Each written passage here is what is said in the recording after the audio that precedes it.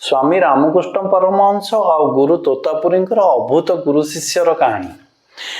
गोटे पटे श्री रामकृष्णଙ୍କର साकार भक्ति आउ गोटे पटे श्री तोतापुरींकर निराकार वेदांत। श्री रामकृष्ण साकार भक्तिर उपासक थिले। से सदासर्वदा काली प्रेम रे बुड़ी रहुथिले। आरपटरे तांकु गुरु तोतापुरी गोटे नागा सन्यासी थिले। से निराकार ब्रह्मर उपासक थिले। 40 वर्ष धरी ध्यान करी से निर्विकल्प समाधि लाभ करि पारिथिले। थरे दक्षिणेश्वर काली मंदिर रे तोतापुरी सहित रामकृष्णଙ୍କର देखाला। तापरे गुरु तोतापुरी श्री रामकृष्ण को ध्यान करिबा पई कहिले।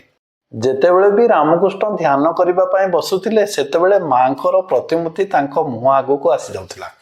आउ से भावप्रवण होई जाउथिले। आउ शून्य ब्रह्म सहित से निजको शामिल करि पारु नथिले। से गुरु तोतापुरी को कहले, महाराज मु जेते थर भी ध्यान करिबा पई चेष्टा करूची मां काली मो आगे प्रकट होउचंती, मु तांको अतिक्रम करि पारु नाही। तापरे गुरु तोतापुरी अत्याधिक कठोर होई माटी उपरे पड़थिबा गोटे काचखंड को नहीं श्री रामकृष्णଙ୍କର तृतीय नयन रे जोर रे आघात कले। आउ कहिले, जेतेबेले मां प्रकट हेबे तुमर ज्ञानर खंडारे ताकू खंड खंड करि दियो। रामकृष्ण पुणी ध्यान रे बसले। पुणी माँ तांको आगरे प्रकट हेले। सेतेबेले गुरुंक आदेश रे से मांकर से प्रतिछवि को ज्ञानर खंडारे विद्ध कले। परे से निर्विकल्प समाधि रे प्रवेश कले।